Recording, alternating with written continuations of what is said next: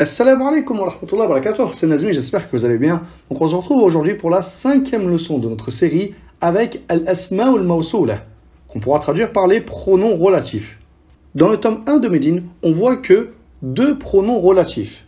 On va les voir ensemble aujourd'hui et on va compléter avec un tableau récapitulatif où on va tous les voir. Ils sont au nombre de 6, ce n'est pas bien plus compliqué. Et si vous avez compris la leçon sur Asma'ul Ishara et le tableau qu'on avait fait, du coup, cette leçon sur Al-Asma'ul Mawsoula sera très simple à retenir. Car on va se baser sur le même tableau, à quelques différences près, et vous aurez au même endroit tous les pronoms relatifs, tous les Asma'ul Mawsoula. Donc, le premier qu'on voit dans le tome de Médine, c'est Al-Ladhi. On traduira par qui. Al-Ladhi, sa particularité, c'est qu'il est utilisé pour le singulier masculin, que la chose a la raison ou qui n'a pas la raison. On dira par exemple At-talibul ladhi, l'étudiant qui, et on continue notre phrase, par exemple, l'étudiant qui a écrit le cours est nouveau, par exemple. Donc al-ladhi ici se traduira par qui, At-talibul ladhi, etc., etc. Ou bien, qui n'a pas la raison, Al-kitabul ladhi, le livre qui, si on dit par exemple, le livre qui est sur le bureau est déchiré. Donc, al-ladhi, à retenir, c'est utilisé pour le singulier masculin, qu'il a la raison ou non. Allati, le deuxième qu'on voit dans le tome de Médine, c'est très simple, c'est pour le singulier féminin, qu'il a la raison ou non. Al-bintul lati, ou bien al-qissatul lati, la fille qui, ou bien l'histoire qui, etc., etc. Ici, par souci de clarté, j'ai remplacé la suite des phrases par 3 petits points. Car ce qui nous intéresse, c'est ce qu'il y a avant le ism al-mawsoul, avant le pronom relatif. Donc, al-ladhi, c'est pour le singulier masculin, qu'il a la raison ou non. Allati, pour le singulier féminin, qu'il a la raison ou non. Et allati, on peut également l'utiliser pour le pluriel masculin ou féminin qui n'a pas la raison. Comme on avait vu pour hadhihi. Donc, on pourra dire par exemple al-kutubul lati ou bien at-ta'iratul lati. Les livres qui sont sur le bureau sont nouveaux ou bien les avions qui sont dans le ciel sont beaux. Al-kutub, c'est le pluriel de kitab qui est masculin.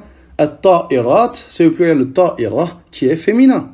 Et les deux, kutub et ta'irat, n'ont pas la raison, donc du coup on utilise al-lati. Du coup, ici en l'espace de moins de 3 minutes, on a vu ce qu'on voit dans le cours numéro 9 et dans le cours numéro 12 du tome 1 de Médine. Pourquoi s'arrêter là? Pourquoi pas continuer avec la même logique de ce tableau et voir cette leçon au complet, afin de vous faciliter également l'étude du tome numéro 2 de Médine par la suite.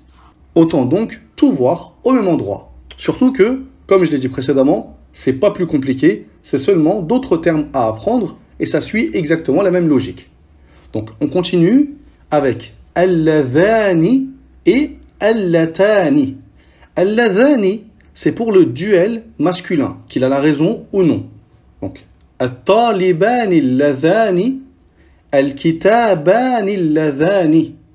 Les deux étudiants qui, ou bien les deux livres qui sont sur le bureau, par exemple, etc., etc.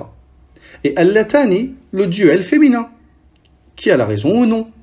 Al-bintanu latani ou bien al-qissatani latani, tout simplement. Donc, en 1 minute de plus, on a vu 2 autres termes. Ensuite, al-ladhina. Al-ladhina, c'est pour le pluriel masculin qui a la raison, et uniquement la raison. On dira at-tullabul ladhina, les étudiants qui sont dans la classe sont nouveaux, par exemple. Ici, on ne pourra pas dire al-kutubul ladhina, non.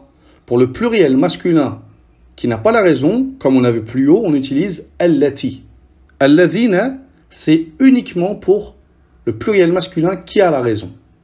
Et enfin, al-lati ou bien al-la'i, d'accord? On peut utiliser soit l'un, soit l'autre, ça a le même sens. C'est pour le pluriel féminin qui a la raison ou non. Donc on peut dire at-talibatul lati ou bien at-ta'iratul lati, ou bien remplacer le al-lati par al-la'i, d'accord? C'est également possible. les étudiantes qui, par exemple, sont dans la classe, etc., ou bien les avions qui sont dans le ciel, etc. Et du coup, ici, qu'est-ce qu'on peut remarquer?